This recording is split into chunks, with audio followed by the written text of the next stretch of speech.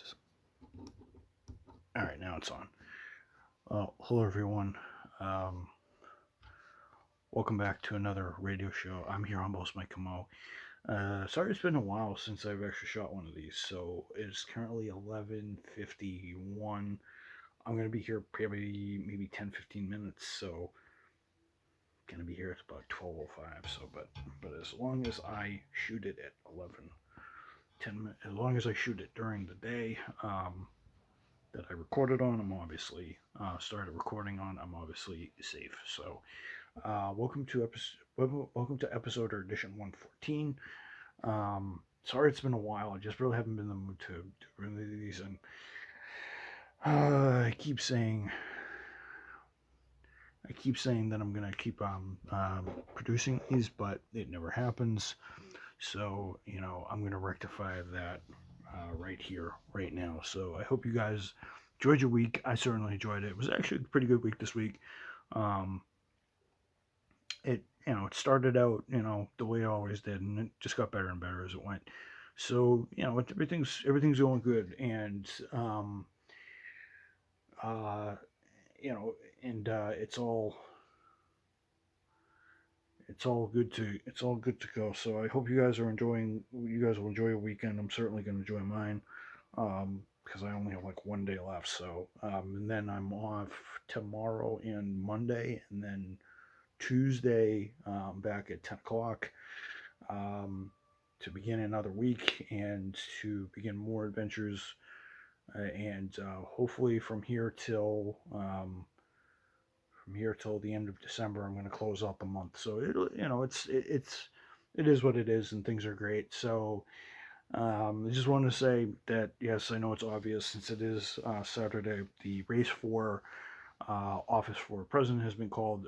Joe Biden is official, as you guys know. Joe Biden is officially our 46th president, and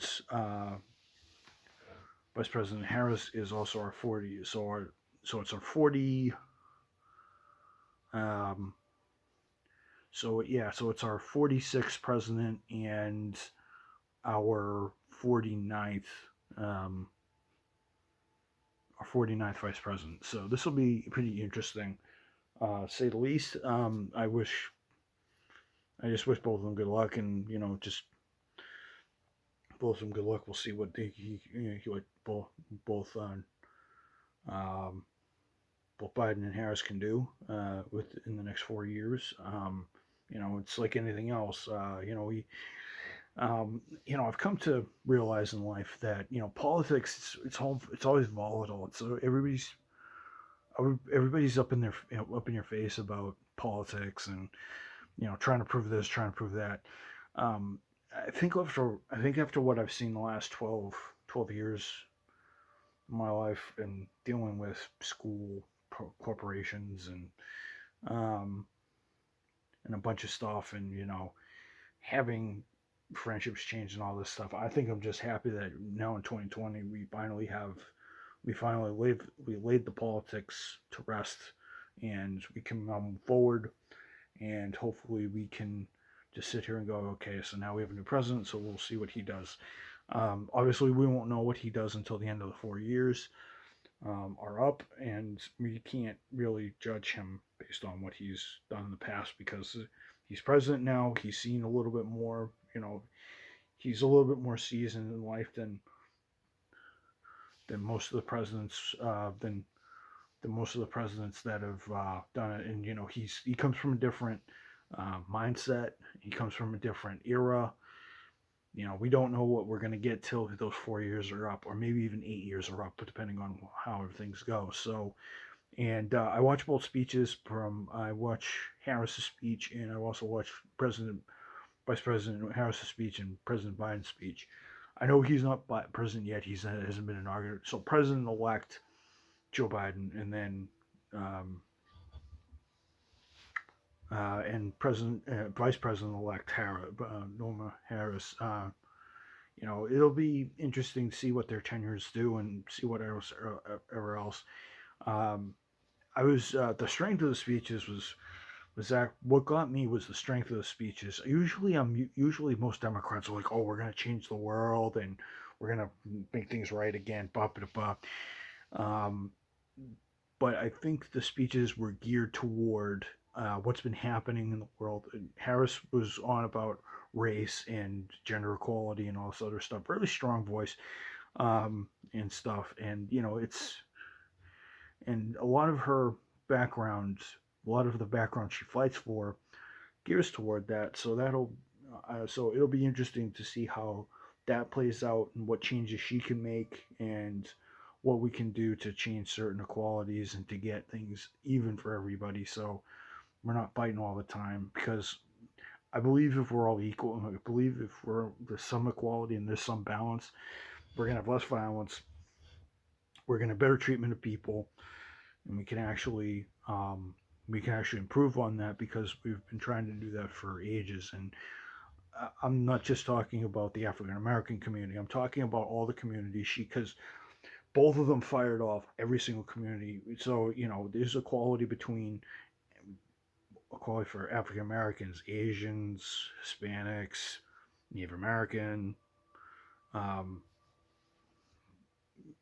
whatever your race and whatever your ethnicity is. Obviously, we want better equality so we can get better treatment because there's some races that don't get their fair shake than others, and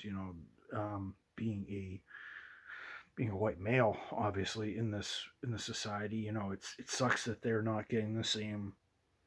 Um, it sucks that they're not that some people aren't getting the same fair advantage that I have because there's tons of people that would love to have what I have, and it's just sad that not everybody can do that. Now, is it because of the choices they made or what else? No, it's what they're born in and their environments. Some people are not born with the best of things in the world, and they're born either through poor decisions.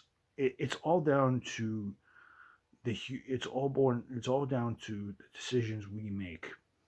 Because if you're born into the bad family, if you're born with that little money, it's not because of that. It's because of decisions people make. It's not because of their culture. It's because of how things are. And the reason for that is because the equality isn't there. So, I mean, some African American families are well off. They have a lot of money. They're able to do very well. Um, I've known a bunch of African American supervisors and leaders that do very, very well. Um, and a bunch of races. I know a bunch. I've my current one of my supervisors at work is actually a couple of my supervisors at work are actually Haitian. They're actually very good people. They're very strict, but they're very good people. They're just like me. They want to work and they want to do well in life, and um, they've obviously been trained and done all this, because of their work ethic and how they run. So it's not all down to down to your choices and everything. It depends on your upbringing and how your choices get made. What choices about health, choices in social situations. And I really think that if Harris sticks to what she does and Biden sticks to what he does, what he's saying, maybe this presidency won't be as bad as people think it is because I watched and put I watched and marveled just what Obama did over his 8 year tenure.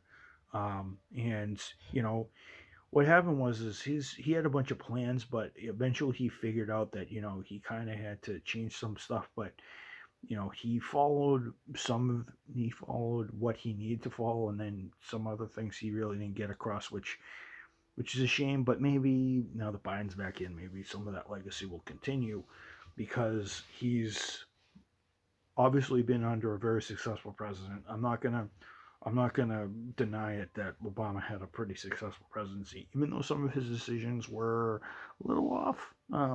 Some of them were a little off. I'm not gonna lie, but that's what every presidency. You're gonna have decisions that are good. You're gonna have decisions that are bad. So I just want to tell everybody out there.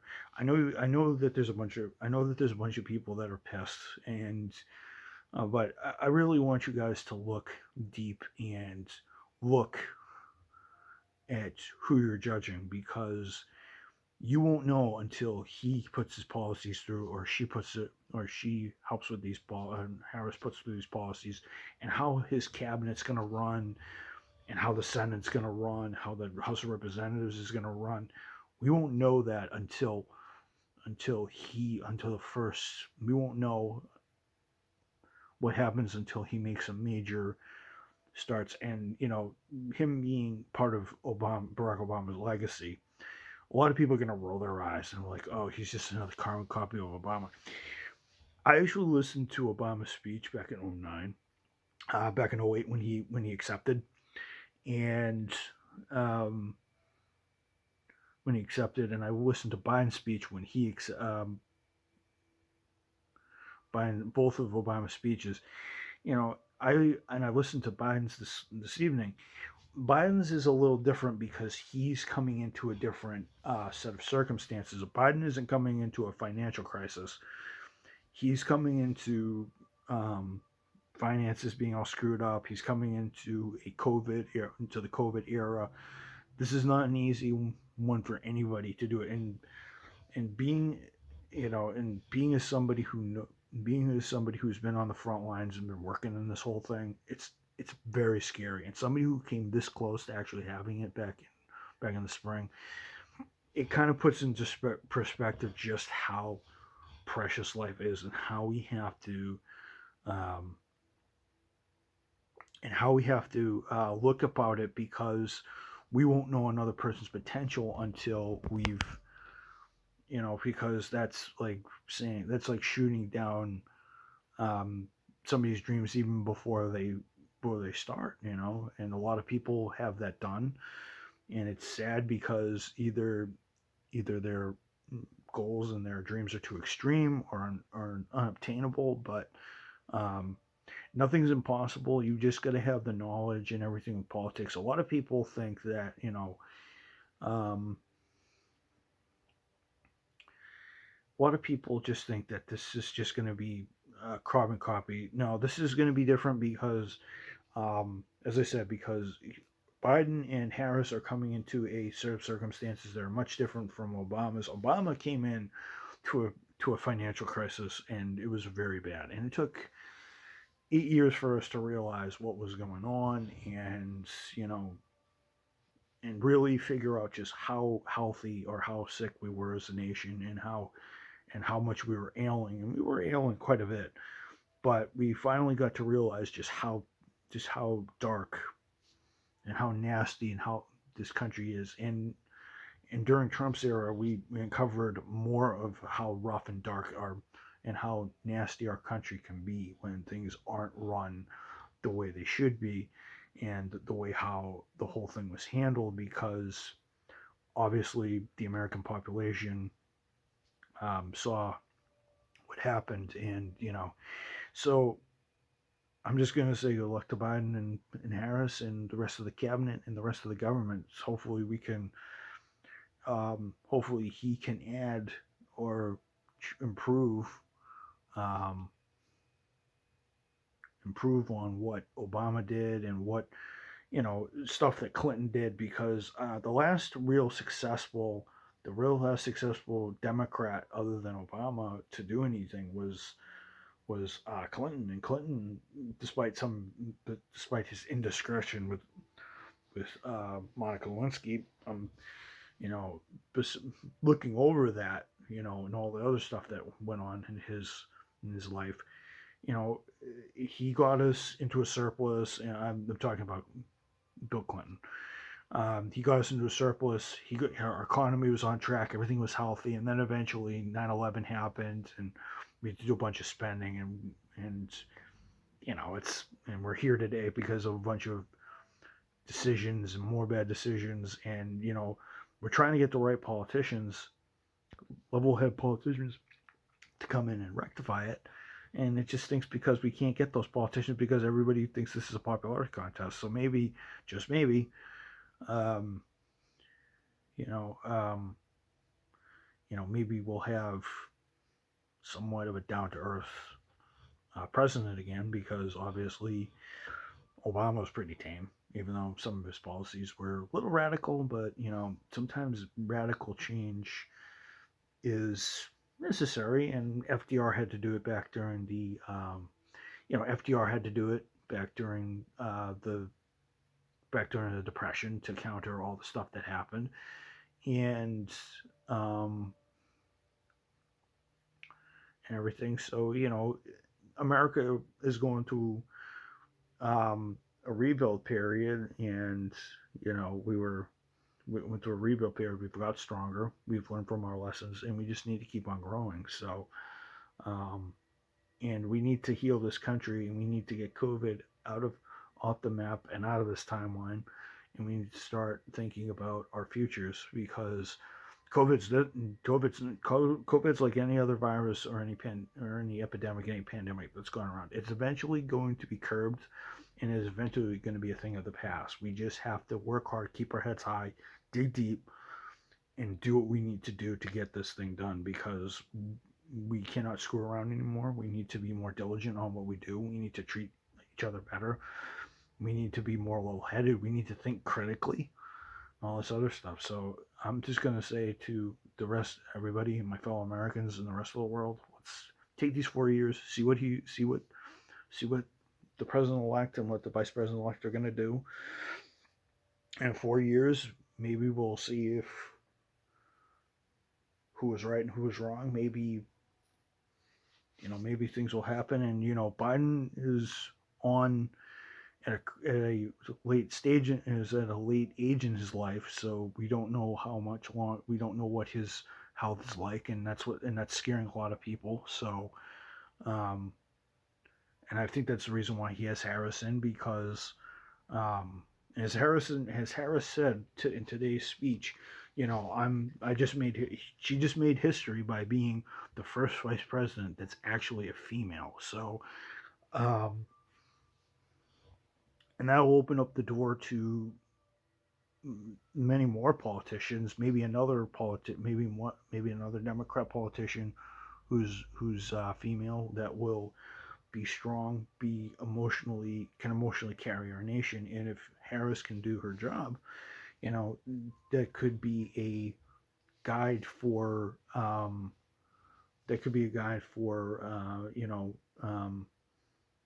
for women out there or younger women out there that want to strive to do better and want to actually take this top step because now it's a given now that a female can actually run and get into the White House and obviously can push somebody else to get in there. So I'm just gonna say, everybody, let's just give them a chance. Let's not jump the guns, and let's just say take one day at a time. Let's keep each other healthy, and let's just do what we need to do because we need to stop fighting as a nation. We need to come together, and we need to start fighting as a nation, getting Corona under control. We need to get ourselves financially stable, start dreaming again. Now that the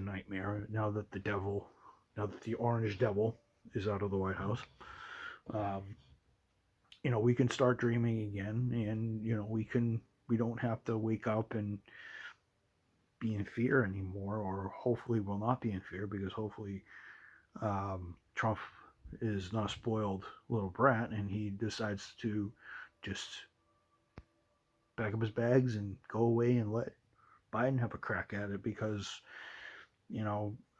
what the heck, we ran through probably the most extreme president we've gone through the extremes. A president that is very very liberal and loves change, and one who is very destructive and very hurtful for our nation. So let's just do what we need to do. And everybody, I think we just need to watch and wait and see what happens because we won't know till the dust settles in 4 years. So, that's all I gotta say about that. All right, everybody. I usually do my usual outro, but I'm gonna cut it out. So I hope everybody enjoys themselves. Everybody enjoys themselves, and we let's start moving forward as a nation because I think we really need that. Um, a lot of people will look upon this and say, "Oh, this is going to be the worst," but I think we should just hold ourselves and just wait for the chips to fall, so to speak. We got to be good because, as I said, the amount of stuff I've seen in my life, already, has really changed my perspective and has made me mature and has made me be a little bit more cautious and and has allowed me to see things from a different angle, a different plane, you know. And I hope that growth, and I hope that that personal growth continues to go for all of us because we could always grow just a little bit stronger inside. We have to fight to stay strong and stay strong-willed. So, my fellow Americans, for those of you out there, let's just give these two a chance, and the rest of the Democrat Party a chance. Let's see what he can do because um, we won't know until the 4 years is up. So I leave you guys with that. Peace out. Long live this great nation. Let's get back on our heel. Let's get off our heels and onto our feet. Let's start walking. Start walking, and then we can start running, and we can get going again. I also want to pray for my friends. Hopefully, they all stay strong, they keep safe, and they do well, and they keep making better and better lives for themselves. And to all the souls out there, I pray for them too. So, peace out, everybody, and I'll see you guys tomorrow for the next one because I will be recording one tomorrow.